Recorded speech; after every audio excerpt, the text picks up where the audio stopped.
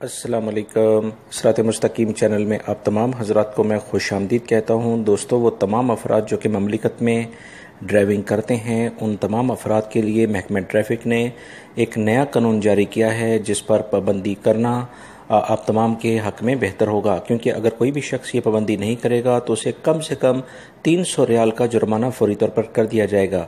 तफसीलात कुछ इस तरह से आई हैं कि दोस्तों, महकमा ट्रैफिक ने एक नया एलामिया जारी करते हुए ये बताया है कि वो तमाम अफराद जो कि ममलिकत के अंदर ड्राइविंग करते हैं और रोड पर गाड़ी चलाते हैं, उनके लिए अगर वो गाड़ी चलाने के दौरान चाय, कोई भी सिरप यानी कि कोई शरबत, कोई जूस वगैरह या कॉफ़ी वगैरह किसी भी सूरत में वो ऐसी कोई ड्रिंकिंग चीज़ यूज़ करते हैं, तो इस सूरत में लाजमी तौर पर उनको इस खिलाफ वर्जी में शुमार किया जाएगा, क्योंकि ड्राइविंग के दौरान इस तरह से बेध्यानी की वजह से अक्सर हादसात रोनमा हो जाते हैं।